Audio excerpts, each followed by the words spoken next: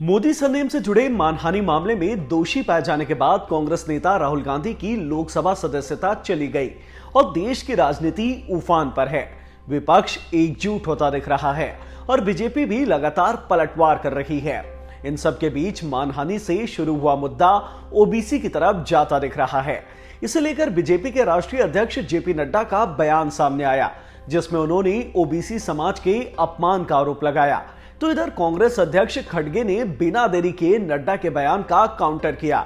अखिलेश यादव और स्वामी प्रसाद मौर्य ने ओबीसी के सम्मान पर बयान दिया। ऐसे में यह समझना बेहद जरूरी हो जाता है कि पूरा मुद्दा ओबीसी की तरफ क्यों जाता दिख रहा है। क्या बीजेपी कुछ और साधने की कोशिश में है और लोकसभा चुनाव 2024 में ओबीसी का वोट कितना अहम है? इन सवालों पर विचार करने से पहले देखते हैं कि इन राजनेताओं के बयानों से ओबीसी एंगल कैसे सामने आया। बीजेपी प्रमुख जेपी नड्डा ने 24 मार्च को राहुल गांधी पर ओबीसी समुदाय के अपमान का आरोप लगाया और निशाना साधा। नड्डा ने ट्वीट करते हुए कहा, राहुल गांधी का अहंकार बहुत बड़ा है और समझ बहुत छोटी है।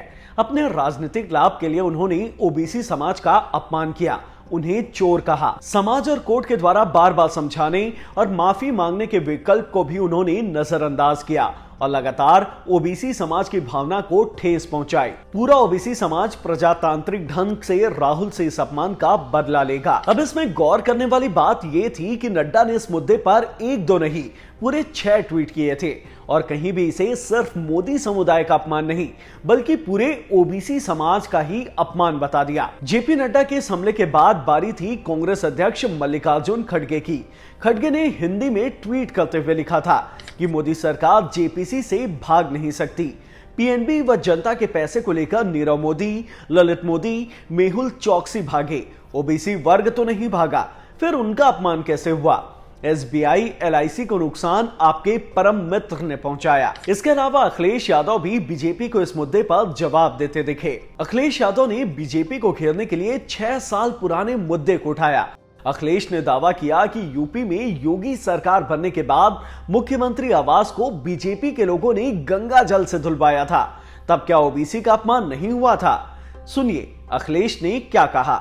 मैं देख रहा हूं कि भारतीय जनता पार्टी के सीनियर नेता से लेकर के जमीनी नेता क्या कह रहे हैं, पिछड़ों का अपमान हो गया। अरे भाई, हमारे घर को, मुख्यमंत्री आवास को गंगा जल से धोया बीजेपी के लोगों ने, तब अपमान नहीं हुआ। इसके साथ ही समाजवादी पार्टी के राष्ट्रीय महासचिव स्वामी प्रसाद मौर्य ने भी ट्वीट करते हुए कहा था कि देश के तीनों कुख्यात भगोड़े नीरव मोदी, ललित मोदी और मेहुल चौकसी में से कोई भी पिछड़ी जाति का नहीं है। फिर भी बीजेपी द्वारा पिछड़ों की दुहाई देकर इन्हें बचाने का कुत्सित प्रयास एवं पिछड़ों को बदनाम व अपमानित करने की साजिश की मैं घोर निंदा करता हूं। यहां तक कि खुद राहुल गांधी ने बीजेपी के इन आरोपों पर जवाब दिया। राहुल ने प्रेस कॉन्फ्रेंस कर कहा, ये ओबीसी का मामला नहीं है, ये नरेंद्र मोदी जी और अदानी जी के रिश्ते का मामला है। इसके बाद बारी थी बीजेपी सांसद और पूर्व केंद्रीय मंत्री रविशंकर प्रसाद की। उन्होंने भी प्रेस कॉन्फ्रेंस कर राहुल गांधी पर पिछड़े समाज के अपमान का आरोप लगाया। अब जानते हैं कि बीजेपी के लिए मिशन 2024 में ओबीसी का वोट कितना अहम है। अगर बीजेपी के लिए ओबीसी वोट बैंक की अहमियत समझनी है तो पिछले चुनावी नतीजों पर नजर डालने की जरूरत है। साल 1990 के दशक में मंडल की राजनीति का मुकाबला करने के लिए भगवा पार्टी को बहुत कठिन संघर्ष करना पड़ा और इसका काट उसने कमंडल में खोजने की कोशिश की। भले ही बीजेपी ने लाल कृष्ण आडवाणी और अटल बिहारी वाजपेयी के नेतृत्व में कड़ी मेहनत की और साल 1998 और 1999 के लोकसभा चुनाव जीत लिया और गठबंधन सहयोगियों के साथ एनडीए सरकार का गठन किया, लेकिन क्षेत्रीय दल बहुत मजबूत बने रहे। साल 1998 और 1999 में क्षेत्रीय दलों को क्रमशः 35.5 और 33.9% वोट मिले। इसे क्षेत्रीय दलों के वोट बैंक का एक बड़ा हिस्सा ओबीसी वोट बैंक का है। यहां तक कि जब साल 2014 के लोकसभा चुनाव में 31% मतों के साथ बीजेपी ने अपने दम पर बहुमत हासिल किया, तब क्षेत्रीय दलों को 39% वोट मिले थे। लोकनीति CSDC नेशनल इलेक्शन स्टडीज के आंकड़ों के मुताबिक साल 2014 के चुनाव में ओबीसी का 34% हिस्सा बीजेपी को, जबकि 43% हिस्सा क्षेत्रीय दलों को मिला था। साल 2019 के लोकसभा चुनाव के दौरान बीजेपी ने ओबीसी मतदाताओं के बीच बड़े पैमाने पर घुसपैठ की और क्षेत्रीय दलों के वोट बैंक में सेंध लगाई। साल 2019 के चुनाव में क्षेत्रीय दलों का ओबीसी वोटों में शेयर घटकर 26.4% ही रह गया, जबकि बीजेपी ने बड़ी बढ़त हासिल करते हुए 44% ओबीसी वोट अपने पाले में किए। ऐसे में हम आपको वो 3 वजह बताते हैं जिस कारण ओबीसी को साधना बीजेपी के लिए जरूरी लग रहा है। ऐसा लगता है कि साल 2024 के आम चुनाव में बीजेपी इस मोर्चे पर कोई कसर नहीं छोड़ना चाहती। वह भरपूर कोशिश में है कि आगामी चुनाव में न सिर्फ उसका ओबीसी वोट बैंक मजबूत रहे बल्कि उसमें इजाफा भी हो। ऐसे में शायद भगवा पार्टी को राहुल गांधी के बहाने कांग्रेस को ओबीसी विरोधी बताने का अच्छा मौका दिख रहा है। इसके साथ ही बीजेपी के लिए एक परेशानी ये भी हो सकती है कि अगर तमाम क्षेत्रीय पार्टियां उससे मुकाबला करने के लिए साथ आती है, जिसकी संभावना अभी कम है, तो उसके लिए ओबीसी वोटों को बचाए रखना मुश्किल होगा। बहुत हद तक संभावना है कि बीजेपी आने वाले समय में ओबीसी समुदाय को साधने के लिए नई नई रणनीति अपनाती रहे। और तीसरी वजह है जाति जनगणना।